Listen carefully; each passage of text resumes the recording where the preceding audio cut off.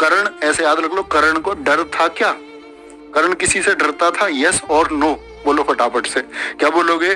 भैया कर्ण किसी से नहीं डरता था। भगवान कृष्ण ने जाकर के समझाया, ठीक है, कि कर्ण जिस साइड में तुम हो ना, ये अधर्म का रास्ता है, ये अधर्म का रास्ता है, तुमको इस पक्ष में नहीं होना चाहिए।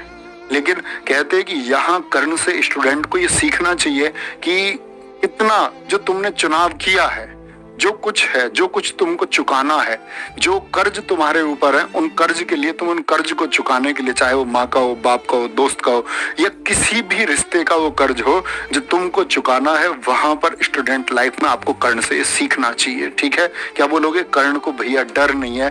जब भगवान श्री कृष्ण ने सब कुछ समझा दिया कि तुम इन्हीं के भाई हो, तब भी कर्ण मतलब मानने को तैयार नहीं। तब कर्ण की कुछ लाइन है बच्चे, और अपने जीवन में तुम एक बात याद रख लेना, अगर तुमने सोचा है कि तुम कॉम्पिटिटिव एग्जाम पास करोगे, कि कॉम्पिटिटिव एग्जाम तुमको पास करना है, तो तुमको उस हौसले से डिगना नहीं। डिगने का मतलब है कुछ भी स्थिति आ जाए। अभी एक बच्चा मिला मुझे, इसका बच्चे क्या नाम था भानु? हाँ, शिवम शर्मा। एक बच्चा मिला हमारे यहाँ पड़ोसी गांव का, अभी सुनो, उसने बताया एसएससी जीडी में उसका बच्चे का स्कोर लगभग 140 के आसपास है। तो उस बच्चे का ये कहना है कि जी जिस दिन मेरा जीडी का पेपर है, उस जीडी पेपर से 2 दिन पहले माताजी का देहांत हो गया। आप समझ सकते हो स्थिति। बोला जी पिछला जीडी भी देना था, तो पिछले जीडी में भी मम्मी हॉस्पिटल में थी, तो मम्मी ने इस बार ये मुझसे बोला था कि तुमको, तुम्हारी नौकरी पहले भी लग जाती और इस बार तुमको नौकरी लगना है। कह रहा कि भैया मम्मी एक्सपायर हुई है, 2 दिन पहले मैं पेपर देने गया हूँ। और कह रहा कि ये स्थिति है, मम्मी हमारी एक्सपायर हो गई। और कह रहे कि जो हमारे परिवार के लोग थे ना, जो हमारे चाचा जी थे, जिनके बेटे की भी सरकारी नौकरी, जिनके लिए हमारी माताजी ने सब कुछ किया, आज खाना तक नहीं दे रहे हैं, और खाना हमको खुद बनाना पड़ता है।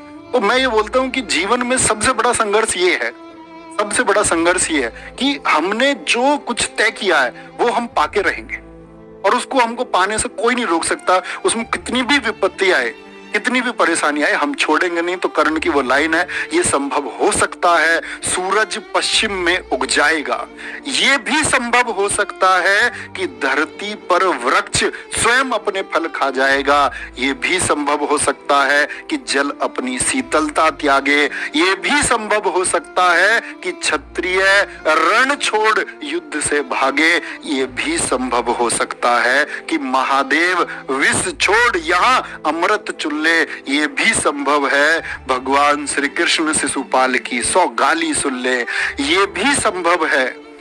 तो क्या कहते हैं फिर? कहते हैं मैं परशुराम का शिष्य कर्ण, मैं परशुराम का शिष्य कर्ण, गंगा भी मुझे बहा नहीं सकती, तीनों लोक और 10 दिशाएं मुझको हिला नहीं सकती।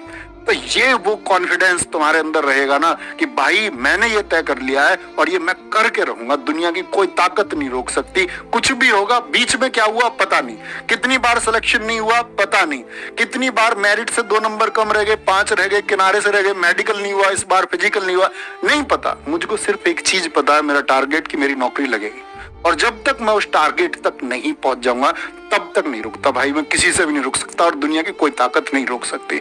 ये वो चीज तुम्हारे अंदर जब आ जाएगी ना, तो बच्चे कोई नहीं रोक पाएगा।